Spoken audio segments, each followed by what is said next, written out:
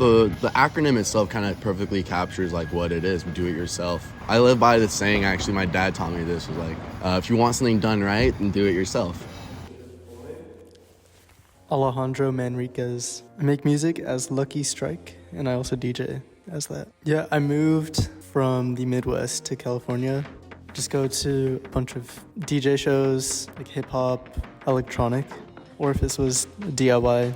venue in downtown San Jose. Once Orifice started, that's when I really started to see more electronic music, and it felt like a response to COVID. Like post-COVID, I think people really wanted to experience rave music in person. I feel like Orifice came about at the perfect time. There was nothing going on in San Jose at that time. Peace and Justice stopped doing shows. A lot of the hardcore bands started moving out. And I feel like Orifice really tapped into what it meant to be underground. It had the look, it had the sound, it had the spot. Yeah, I started playing there after my girlfriend, who DJs as Esper. We DJ'd. It felt like a place to just play music, any music at all. My name is Ian Henriquez. I am in my third year here at San Jose State for environmental studies. Having Orifice been my first impression of DIY out here, I noticed that it's more in your face and openly celebrated as a good thing for the youth. It's in a basement, it looks ominous. If you don't know what it is as you're walking by, you're probably gonna get really curious and take a peek. I mean, it was in the heart of downtown. The location felt really good. A lot of people were pulled in this intrigue of the other. Like someone's walking on the street, one of the main streets in San Jose.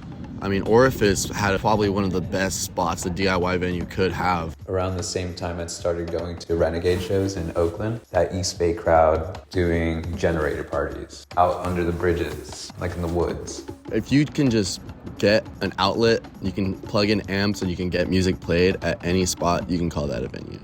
It could be a public park, a house, it could be in a ditch. In like spaces that they really shouldn't be in, which is kind of the spirit of DIY. Yeah, a lot of these places didn't have specific names too. You like text somebody, they send you a map, and you just really walk through a sketchy spot. It could be any random locally, if you know kind of spot. But once you get there, it's like, wow, there's people here, like music's blasting, like people are dancing, it's cool. It's really hard to kind of venture out as an artist and try to get like a good gig with DIY, and being able to throw your own show, organize that all yourself, it just makes it more appealing as an artist.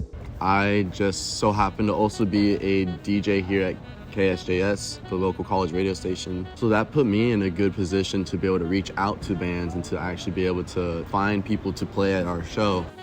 I remember going to a show in Oakland. It was a generator show that my friend Jet Alone played. My name is Jared Gakusan. I DJ under Jet Alone. And a fight broke out, and that's not uncommon for a lot of DIY shows, whether it's a fight or just with the fact that it's unregulated. Priority is just creating a safe space. If people just don't feel welcome there, then what's the point? It's for the people. It's better to give people a safe place where they are surrounded by their peers rather than letting them wander around the streets and try to get into trouble. And that's kind of a huge thing about the DIY scene is, again, the community. Everyone's looking out for each other. I think that's really important. I think in San Jose, there was a lot of local shows. You might have heard of Peace and Justice Center. It's different now, and I've seen that like change lately. DIY has become a little more commercialized. Shows are getting expensive, you know? It's less accessible now. Now with social media, people are just sharing videos more, and it makes it like this exciting experience that people want to really tap into. All this local talent that you've never heard of otherwise. You hear some music in a basement, it's like, what is this? You know, the wrong crowd pulls up. Somebody's bound to be there that they don't click. Fights happen. Sometimes you get kids who sneak in and going to music shows and being around other young people and getting drunk for like the first times, and usually that results in like people acting up, acting a fool.